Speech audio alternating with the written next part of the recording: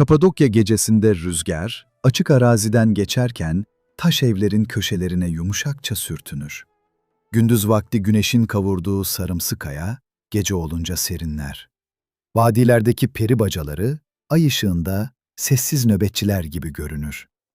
Bugün bu topraklara bakan biri, önce göğe yükselen şekilleri fark eder. Koni biçimli kayalar, oyulmuş kiliseler, eski evlerin pencereleri, üzüm bağlarının arasında uzanan patikalar. Ama derin kuyunun asıl sorusu göğe değil, yerin altına bakınca başlar. Çünkü burada insan yalnızca kayayı oymamış, korkusunu, sabrını ve hayatta kalma bilgisini kat kat aşağıya indirmiştir. Anlatılan keşif hikayesi neredeyse gündelik bir hareketle başlar. Geçen yüzyılın ortalarında derin kuyuda bir evin içinde tadilat yapılırken duvarın arkasında beklenmeyen bir boşluk fark edilir. Bir odanın devamı sanılan karanlık küçük bir geçide dönüşür. Geçit bir başka odaya, oradan da daha derin bir koridora açılır. El fenerinin ışığı ilerledikçe taşın içinde saklı bir dünya belirir. Bu basit bir mahzen değildir. Sanki evin altında başka bir ev, onun altında başka bir sokak, onun da altında sessiz bir şehir vardır. Derin kuyuyu ürpertici kılan şey yalnızca derinliği değildir. İnsan ilk bakışta burada kaç kişinin saklanabildiğini, ne kadar süre kalabildiğini, hangi ellerin bu kadar taşı oyduğunu merak eder. Fakat daha derin soru şudur: bir toplum böyle bir yeri yapmak için ne kadar uzun süre korkmuş olmalıdır? Çünkü derin kuyu, bir anlık panik sonucu açılmış birkaç tünel gibi görünmez. Havalandırma bacaları, su kuyuları, dar savunma geçitleri, erzak odaları, hayvan bölmeleri ve ibadet alanlarıyla tekrar tekrar kullanılan, büyütülen ve hatırlanan bir sığınak sistemidir. Eğer bu gece bu serin taş yolların içinde bizimle birlikte yürüyorsanız, bizim kanala sessizce abone olmanız ve yorumlara nereden dinlediğinizi yazmanız bu yolculuğu daha da anlamlı kılar. Belki İstanbul'da bir odada, belki Ankara'da gece lambasının altında, belki de Kapadokya'ya yakın bir yerde aynı karanlık koridoru hayal ediyoruz. Derin kuyunun hikayesi zaten tek bir kişinin değil, birbirini hiç görmemiş insanların ortak dinleme ve hatırlama biçimidir.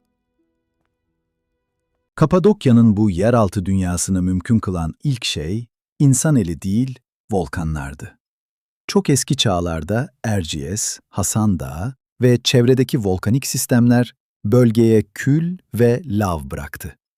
Zamanla bu malzeme, tüf denen yumuşak ama dayanıklı bir kayaya dönüştü. Tüf, sert granit gibi inatçı değildir.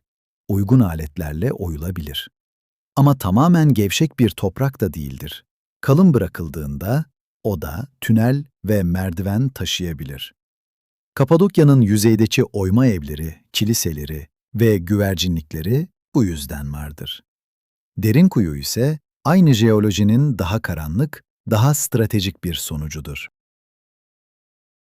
Bu kayayı oyan insanlar bir sabah uyanıp bütünüyle bir şehir planlamış olamaz. Daha makul olan küçük odaların ve mahzenlerin zaman içinde büyümesidir. Önce erzak saklamak için serin bir bölüm açılmış olabilir. Sonra bir aile, zor zamanlarda birkaç saat ya da birkaç gün korunmak için bu bölümü derinleştirmiştir. Daha sonra komşular aynı ağı birbirine bağlamış, tüneller uzamış, odalar çoğalmış, geçitler daha karmaşık hale gelmiştir. Böylece tek bir ustanın planından çok, kuşaklar boyunca biriken bir yeraltı hafızası ortaya çıkmıştır. Kapadokya'nın eski tarihi de böyle bir hafızayı besleyecek kadar hareketlidir. Hititlerden Friklere, Perslerden Helenistik krallıklara, Romalılardan Bizans'a kadar bu plato sürekli el değiştiren bir geçiş bölgesi olmuştur. Anadolu'nun ortasında yer aldığı için ticaret yollarına yakındır. Ama aynı nedenle askerlerin, vergi toplayıcıların, akıncıların ve savaş haberlerinin de yolu üzerindedir. Bir yerde ticaret varsa zenginlik, zenginlik varsa tehdit de olur. Derin kuyunun karanlık merdivenlerinde yürürken, taşın içine yalnızca mimari değil, bu uzun siyasi kırılganlık da kazınmış gibidir. Yer altına inen ilk basamaklar, insanı hemen başka bir zamana taşır. Koridorlar geniş değildir. Çoğu yerde başınızı eğmeniz, omuzlarınızı daraltmanız gerekir. Bu rahatsızlık tesadüf değildir. Gündelik yaşam için geniş meydanlar değil, savunma için kontrol edilebilir boğazlar düşünülmüştür. Bir saldırgan, böyle bir tünele girdiğinde sayıca üstünlüğünü kaybeder. Kılıcını rahat savuramaz, yanındakiyle omuz omuza ilerleyemez. Arkasındakileri göremez. Oysa içeride yaşayan kişi, hangi kıvrımın nereye çıktığını, hangi geçidin kapanabildiğini, hangi odanın arkasında başka bir yol olduğunu bilir. Derin kuyunun en çarpıcı unsurlarından biri yuvarlak taş kapılardır. Bunlar büyük değirmen taşlarını andıran ağır ve dairesel kaya bloklarıdır. Normal zamanda duvarın yanındaki oyukta durur. Tehlike geldiğinde içeriden yuvarlanarak geçidi kapatır. Dışarıdan tutacak yer yoktur. Taşı itmek isteyen biri dar tünelde gücünü doğru kullanamaz. İçerideki insanlarsa kapının arkasında bekleyebilir. Bu basit düzenek, taşın ağırlığını ve tünelin darlığını bir savunma aracına çevirir. Silahların parladığı bir dünyada bazen en güçlü kalkan, sessiz bir kaya parçasıdır. Fakat derin kuyu yalnızca bir kale değildir. İçindeki odalar, buranın yaşamı kısa süreliğine de olsa sürdürebilecek şekilde düşünüldüğünü gösterir. Bazı bölümler erzak depolamak için uygundur. Serin ve karanlık ortam, tahılın, bakliyatın, kurutulmuş yiyeceklerin daha uzun dayanmasına yardım eder. Hayvanlar için ayrılmış alanlar, yalnızca insanların değil, geçim kaynaklarının da korunmak istendiğini düşündürür. Bir topluluk yer altına indiğinde sadece bedenini değil, sütünü, tohumunu, ununu, günlük düzenini ve yarına çıkma ihtimalini de yanında götürmek zorundadır. Havalandırma bacaları bu ihtimalin en hayati parçalarındandır. Yerin altında kalabalık bir insan grubunun yaşayabilmesi için hava gerekir. Derin kuyuda dikine açılmış bacalar, derin katlara kadar serin ve kullanılabilir hava taşır. Bazıları aynı zamanda kuyu işlevi görür ya da su kaynaklarına ulaşır. Bu ayrıntı, yeraltı mimarisinin yalnızca saklanma refleksiyle açıklanamayacağını gösterir. Burada deneyim, hesap ve uzun gözlem vardır. İnsanlar dumanın nasıl yükseldiğini, havanın hangi geçitte ağırlaştığını, kalabalığın nerede nefes almakta zorlandığını öğrenmiş olmalıdır. Bir süre sonra taş odaların içindeki sessizlik, gündelik bir ses düzenine dönüşür.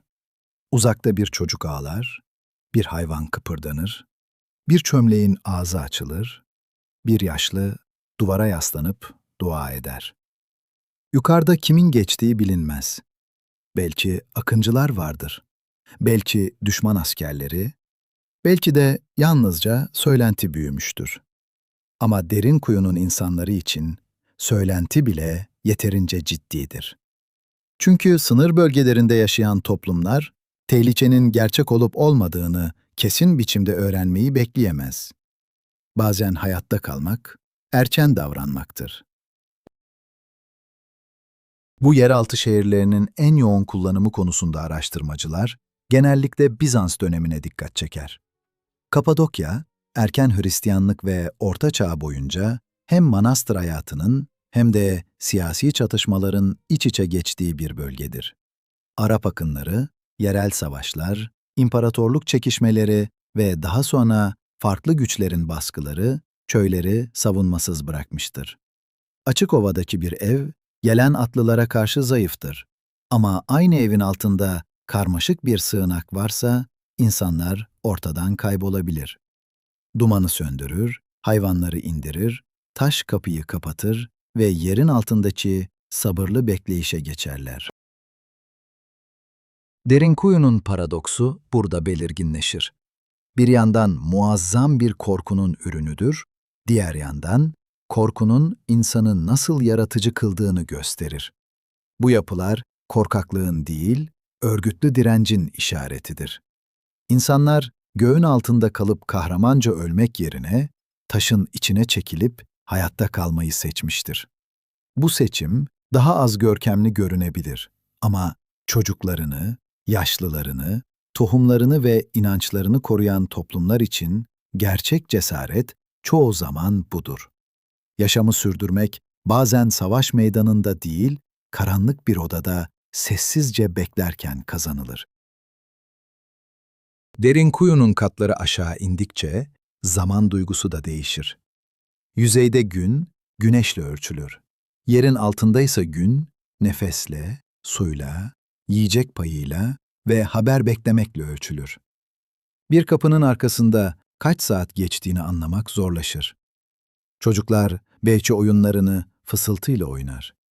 Anneler korkunun bulaşıcı bir şey olduğunu bildikleri için seslerini sakin tutar. Erkekler ve kadınlar nöbetleşe koridor başlarını dinler.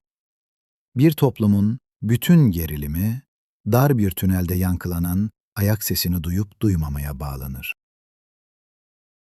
Böyle bir yerde din de yalnızca inanç meselesi değildir. Dayanma biçimidir.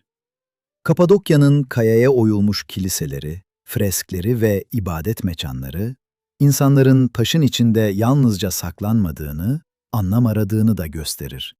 Derinkuyu'da ya da çevredeki yeraltı ağlarında bulunan ibadet alanları, tehlike zamanında bile düzenin korunmak istendiğini anlatır. İnsan sadece su ve ekmekle kalmaz. Korkuya bir ad vermek, bekleyişe bir anlam katmak, çocuklara dünyanın hala anlaşılabilir olduğunu hissettirmek ister. Bu noktada derin kuyuyu tek başına düşünmek eksik olur. Kapadokya'da çok sayıda yeraltı yerleşimi vardır. Kaymaklı, Özkonak ve başka merkezler aynı coğrafi zekanın farklı biçimlerini gösterir. Bazıları birbirine tünellerle bağlanmış olabilir. Bazıları ayrı köylerin bağımsız savunma düzenleridir. Kesin sayılar tanımın nasıl yapıldığına göre değişir. Her mahzen şehir değildir. Her tünelde büyük bir yerleşim ağına ait olmayabilir. Yine de genel tablo açıktır. Bu bölgede yer altına inmek istisna değil. Uzun süreli bir kültürel alışkanlık haline gelmiştir. Bu alışkanlık, yabancı ve gizemli açıklamalara ihtiyaç duymaz. Derin kuyunun büyüklüğü şaşırtıcıdır. Ama onu açıklamak için kayıp bir teknolojiye, bilinmeyen bir uygarlığa ya da olağanüstü güçlere başvurmak gerekmez. Tüf oyulabilir bir kayadır. Anadolu'da taş işçiliği köklüdür. İnsanlar kuşaklar boyunca küçük eklemeler yapabilir. Her savaş, her akın, her korku dalgası yeni bir oda, yeni bir geçit, yeni bir kapı ekletmiş olabilir. Sonuçta ortaya bir anda yapılmış bir mucize değil, uzun süreli bir toplumsal yatırım çıkar. Yine de bu gerçek derin kuyunun büyüsünü azaltmaz. Hatta artırır. Çünkü olağanüstü olan şey, insanların bilinmeyen bir teknoloji kullanması değil, bildikleri araçlarla bu kadar sabırlı ve karmaşık bir güvenlik dünyası kurmasıdır. Bir kazma, bir keski, bir lamba, biraz ip, biraz deneyim ve çok fazla neden. Bu nedenler bazen askerlerin gelişi, bazen yağma korkusu, bazen mezhep baskısı, bazen siyasi belirsizliktir. Fakat bütün nedenlerin altında aynı temel istek yatar. Geceyi atlatmak ve sabah yeniden yüzeye çıkmak. Derin kuyuya bugün inen ziyaretçiler bu eski korkuyu güvenli bir mesafeden sezer. Rehber önden gider, lambalar yanar, merdivenlerin sonu bellidir. Yine de dar bir geçitte birkaç saniye yalnız kaldığınızda taşın bedene nasıl yaklaştığını hissedersiniz. Omuzlarınız duvara değer, hava serinler, sesiniz kısılır. Bir an için modern zamanın rahatlığı incelir. Telefonun çekmediği, gökyüzünün görünmediği, kapının nerede olduğunu bilmediğiniz bir yerde eski insanların neden bu kadar dikkatli plan yaptığını daha iyi anlarsınız. Derinkuyu'nun yüzeydeki Kapadokya ile ilişkisi de önemlidir. Yukarıda geniş gök, üzüm bağları, yumuşak vadiler ve kiliselerin renkli duvarları vardır. Aşağıda ise savunma, bekleyiş ve karanlık düzen. Bu iki dünya birbirine zıt gibi görünür. Ama aslında aynı yaşamın iki yüzüdür. İnsanlar güneşli günlerde tarlalarını sürmüş, şaraplarını yapmış, ticaretle uğraşmış, çocuklarını evlendirmiştir. Tehlike geldiğinde ise aynı insanlar aşağı inmiş, taş kapıları kapatmış, soluklarını yavaşlatmıştır. Kapadokya'nın güzelliği bu dayanma bilgisiyle birlikte okununca daha derinleşir. Bu hikayenin en dokunaklı yanı, derin kuyunun belirli bir düşmana indirgenememesidir. Hangi korku bu şehri yaptırdı sorusunun tek bir cevabı yoktur. Hitit sonrası kargaşa, Pers egemenliği, Roma ve Bizans dönemleri, Arap akınları, yerel çatışmalar, daha geç dönem güvensizlikleri. Hepsi aynı taş ağının farklı kullanım evreleri olabilir. Derin kuyu bir olayın değil, tekrar eden tehlikelerin mimarisidir.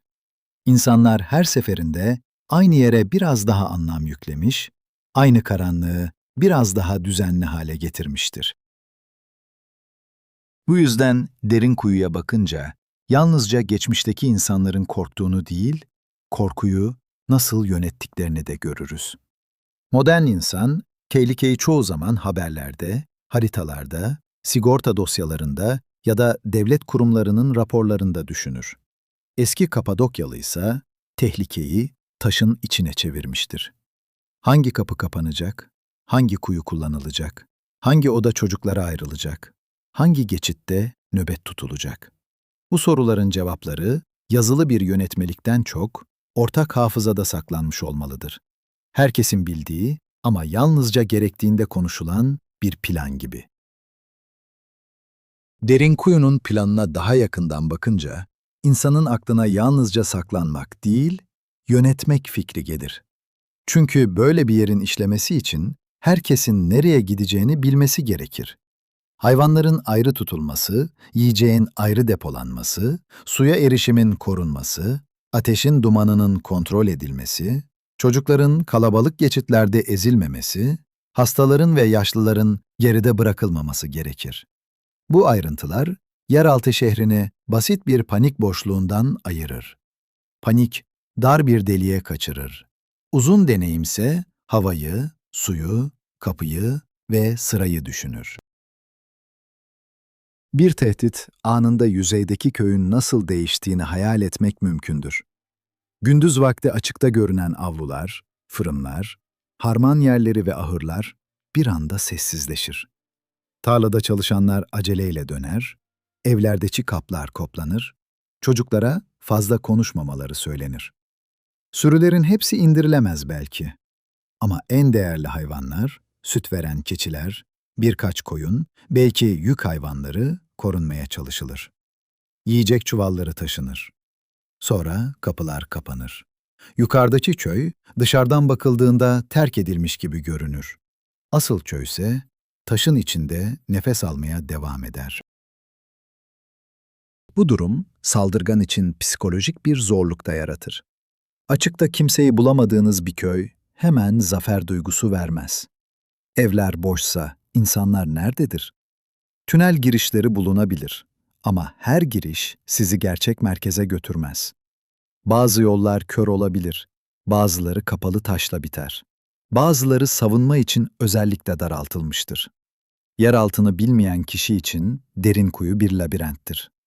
İçeride yaşayanlar içinse labirent değil, tanıdık bir haritadır. Bu fark, korkuyla kontrol arasındaki ince çizgiyi gösterir. Kapadokya'nın ticaret yollarına yakınlığı da bu haritanın neden önemli olduğunu açıklar. Eski çağlarda Anadolu'nun iç kesimleri yalnızca tarım yapılan uzak platolar değildi. Asur ticaret kolonilerinin izleri, Hitit yönetim ağları, Pers yolları, Roma düzeni ve Bizans sınır dünyası, bu bölgenin tekrar tekrar büyük sistemlerin içine girdiğini gösterir. Büyük sistemler güvenlik getirebilir ama çöktüklerinde arkalarında açıkta kalmış köyler bırakır. Derin kuyu gibi sığınaklar, imparatorlukların veremediği güvenliği yerel ölçekte üretme çabasıdır. Hitit döneminden doğrudan Derinkuyu'nun bugünkü biçimine uzanan kesin bir çizgi kurmak kolay değildir. Araştırmacılar en erken oyukların ne zaman başladığı konusunda dikkatli konuşur. Bazı bölümlerin çok eski kullanımları olabilir, bazıları Roma ve Bizans dönemlerinde genişletilmiş, bazıları daha geç çağlarda yeniden düzenlenmiş olabilir. Bu belirsizlik aslında yapının doğasına uygundur. Derinkuyu, tek tarihli bir anıt değildir. Bir kralın adını taşıyan bir tapınak gibi başlamaz ve bitmez. Daha çok, farklı zamanların ihtiyaçlarının aynı kayaya eklenmesiyle oluşan canlı bir arşiv gibidir. Bu arşivde taş işçiliğinin gündelik bilgisi önemli yer tutar. Kapadokya insanı yüzeyde de kayayla yaşar. Evini kayaya oyar, güvercinlik açar, kilise duvarını düzeltir, mahzenini serin tutar. Böyle bir toplum için yer altına oda açmak tamamen yabancı bir iş değildir. Asıl fark ölçektedir. Bir mahzen açmak başka, birbirine bağlı katlar, savunma kapıları ve hava bacaları kurmak başkadır. Ama bu fark, mucizevi bir sıçramadan çok, aynı becerinin kuşaklar boyunca büyütülmüş halidir. İnsanlar bazen derin kuyuya bakıp, burada sürekli yaşayan büyük bir toplum hayal eder. Oysa daha dikkatli bir okuma, buranın çoğu zaman geçici sığınak olarak işlediğini düşündürür. Yerin altında uzun süre kalmak zordur. Işık azdır, hava sınırlıdır. Nem ve koku birikir. Hayvanlarla insanlar aynı kapalı düzeni paylaşır. Bu yüzden derin kuyunun amacı gökyüzünden vazgeçmek değil, gökyüzü tekrar güvenli olana kadar beklemektir. Bu ayrım önemlidir. Yeraltı şehri, kalıcı bir dünya değil, yüzeydeki hayatı kurtaran geçici bir ara dünyadır. Bu ara, dünyanın içinde zaman yavaşlar. Dışarıdaki tehlike bir günde sürebilir, haftalarca da. İçeridekiler bunu kesin bilemez. Belki bir nöbetçi, kapalı taşın arkasına kulağını dayar ve uzaktan gelen titreşimi dinler. Belki bacadan hava gelirken beraberinde duman kokusu da taşır. Belki çocuklardan biri ne zaman çıkacaklarını sorar. Kimse cevap veremez. Bu belirsizlik, derin kuyunun gerçek ağırlığıdır. Taşın tonlarca ağırlığı değil, beklemenin ağırlığı. Yine de bu bekleyişin yalnız ve dağınık olması gerekmez. Topluluk halinde saklanmak belli kurallar gerektirir. Su kimin gözetiminde kullanılacak, yiyecek nasıl paylaştırılacak, hangi aile hangi odada kalacak, hayvanlar ne zaman beslenecek, ateş nerede yakılacak? Böyle sorular, küçük bir yeraltı toplumunun geçici yönetimini oluşturur. Açık meydanlarda görünmeyen bir düzen, karanlıkta daha da zorunlu hale gelir. Derin kuyu bu yüzden sadece taş mimarisi değil, kriz zamanında toplumsal organizasyonun da izidir. Bazı odaların işlevi bugün kesin biçimde belirlenemeyebilir. Bir niş erzak için mi açılmıştır, lamba koymak için mi, yoksa ibadet sırasında kullanılan küçük bir alan mıdır? Bir geniş oda ahır mıydı, toplantı yeri miydi, yoksa farklı dönemlerde farklı amaçlarla mı kullanıldı?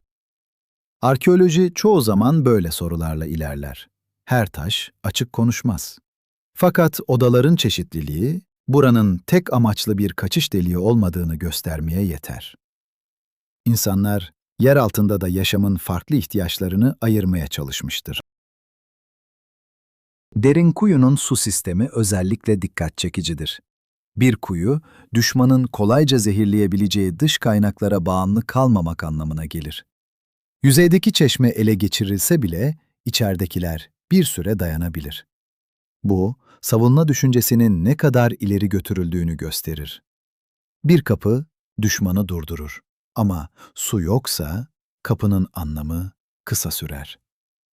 Derin kuyunun derinliği, yalnızca saklanma isteğini değil, uzun bekleyiş ihtimaline karşı alınmış tedbirleri de anlatır.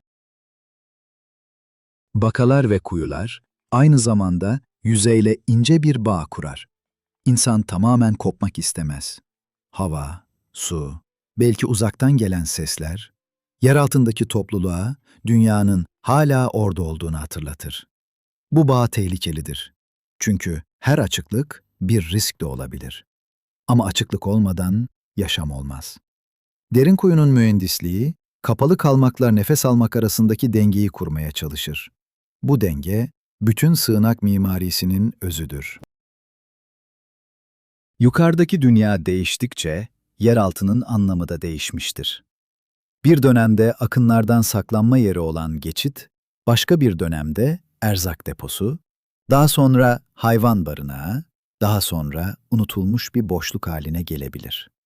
İnsanlar eski yapıların tamamını her zaman aynı bilinçle kullanmaz. Bir çocuk için tünel oyun yeri olabilir, bir yaşlı için atalarının saklandığı yer. Bir çiftçi için serin mahzen. Bir savaş zamanı için son çare.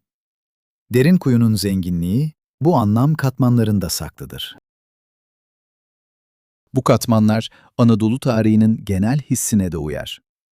Anadolu'da birçok yerde geçmiş, tek bir dönemin düzgün çizgisi halinde değil, üst üste binmiş izler halinde görülür.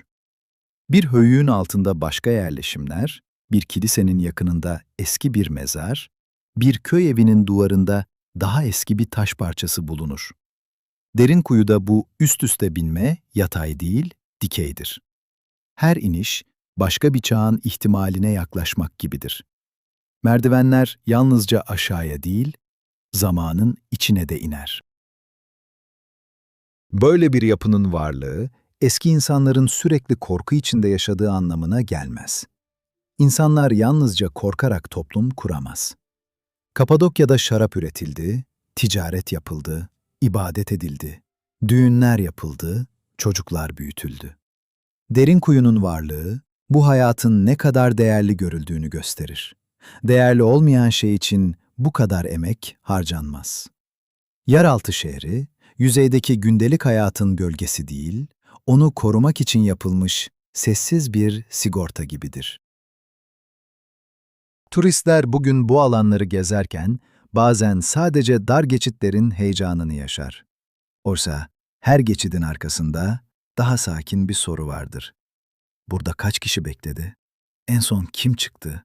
Hangi çocuk karanlıktan korktuğu için annesinin elini daha sıkı tuttu? Hangi yaşlı yukarıdaki evinin yanıp yanmadığını bilmeden dua etti? Hangi aile yüzeye döndüğünde tarlasını, hayvanlarını ya da komşusunu kaybetmiş buldu? Arkeoloji çoğu zaman isimleri vermez. Ama mekan, bu isimsiz insanların duygusunu taşır.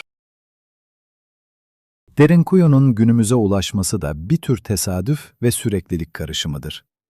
Tünellerin bir kısmı zamanla dolmuş, bazı girişler kapanmış, bazı odalar unutulmuştur. Yine de kaya birçok şeyi korumuştur. Ahşap çürür, kumaş kaybolur, sesler silinir. Ama oyulmuş boşluk kalır. Bu boşluklar bize geçmişin yalnızca bıraktığı nesnelerle değil, açtığı yerlerle de konuştuğunu hatırlatır. Bazen bir uygarlığın en güçlü izi, yaptığı şey değil, kayadan eksilttiği şeydir. Derin kuyunun neden yapıldığı sorusu bu yüzden tek bir cümleyle kapanmaz. Evet, korku vardı. Evet, savunma vardı. Evet, savaşlar ve akınlar vardı. Ama bunların yanında alışkanlık, jeoloji, topluluk dayanışması, ticaret yollarının kırılganlığı, dini hayat, erzak bilgisi ve uzun zamanın sabrı da vardı. Paradoks denilen şey belki de burada yatar. Bu kadar karanlık bir yer, yalnızca karanlık nedenlerle açıklanamaz. Onu yapan şey, korku kadar yaşama bağlılıktır. Bugün derin kuyunun taş kapılarının önünde durduğumuzda, geçmişteki insanları küçümsemek zorlaşır. Onlar modern makinelerden, elektrikli pompalarından, betonarme hesaplarından yoksundu. Ama çevrelerini dikkatle okuyor, kayayı tanıyor, tehlikeyi hatırlıyor ve ellerindeki imkanları kuşaklar boyunca geliştiriyorlardı. Bu, teknolojiden önce gelen bir zeka türüdür. Sabırlı, yerel, sessiz ve pratik bir zeka. Belki de derin kuyunun en güçlü dersi, güvenliğin her zaman yukarıdan gelmediğidir. Bazen güvenlik, bir imparatorluğun uzak ordularından değil, köyün kendi kazmasından, kendi planından, kendi ortak hafızasından doğar. Bu hafıza, çocuklara hangi geçitten inileceğini öğretir. Gençlere taş kapının nasıl yuvarlanacağını gösterir. Yaşlılara hangi odada bekleyeceklerini söyler. Böylece korku, anlatıla anlatıla işe yarayan bir bilgiye dönüşür. Derin kuyunun maddi izleri, bu değerlendirmeyi daha ayakları yere basan hale getirir. İçeride görülen iz, lamba nişleri, oyuk raflar, geçit bağlantıları ve kullanım aşınmaları, mekanın yalnızca sembolik olmadığını gösterir. İnsanlar burada gerçekten yürümüş, beklemiş, eşya koymuş, ışık yakmış, kapı kapatmış ve yeniden açmıştır. Bu izlerin hiçbiri tek başına büyük bir hikaye anlatmaz. Ama yan yana geldiklerinde yer altında kurulmuş geçici hayatın sessiz ayrıntılarını ortaya çıkarır. Bir lamba nişini düşünmek bile yeterlidir. Küçük bir oyuk, belki bir kandilin oturması için açılmıştır. O kandilin ışığı çok uzağa gitmez. Yalnızca yakınındaki duvarı, birkaç yüzü ve dar geçidin kıvrımını gösterir. Ama karanlıkta küçük ışık bile düzen demektir. Işığın nerede duracağı, insanların nerede yürüyeceğini, nerede bekleyeceğini, hangi odanın kullanılacağını belirler. Derin kuyunun karanlığı, tamamen başıboş bir karanlık değildir. İnsan eliyle noktalanmış, sınırlanmış ve dayanılır hale getirilmiş bir karanlıktır. Aynı şey ses için de geçerlidir. Yerin altında ses farklı davranır. Bir fısıltı koridorda uzayabilir, bir taşın düşmesi beklenenden daha sert yankılanabilir, uzak bir ayak sesi gerçek yerinden daha yakın sanılabilir. Böyle bir ortamda yaşayan insanlar muhtemelen dinlemeyi öğrenmişti. Hangi ses tehlike, hangi ses komşu, hangi ses hayvan, hangi ses yalnızca taşın kendi çatırdaması. Bu ayrım, karanlıkta göz kadar, kulağın da savunma aracı olduğunu gösterir. Koku da unutulmamalıdır. Modern ziyaretçi birkaç dakika içinde geçip çıkar. Ama eski insanlar burada kalabalıkla, hayvanlarla, yiyecekle, kandil dumanıyla ve nemle birlikte bekliyordu. Bu romantik bir sığınak değil, zorunlu bir dayanma yeriydi. Yine de insanlar bu zorluğu göze almışsa, yüzeydeki tehlikenin ne kadar ciddi görüldüğünü anlarız. Derin kuyunun asıl sertliği, taşın soğukluğunda değil, burada kalmanın bedelini kabul ettiren koşullardadır. Bu bedel, çocukların hafızasında da iz bırakmış olmalı. Bir çocuk için yer altına inmek, büyüklerin yüzündeki ciddiyetle öğrenilen bir olaydır. Belki neyin olduğunu tam anlamaz. Ama konuşmaların kısaldığını, annenin daha hızlı hareket ettiğini, babanın kapıya daha sık baktığını, komşuların aynı yöne yürüdüğünü görür. Böyle anılar büyüdükçe anlatıya dönüşür. Sonraki kuşak, tünelin yalnızca nerede olduğunu değil, neden önemli olduğunu da bu hikayelerle öğrenir.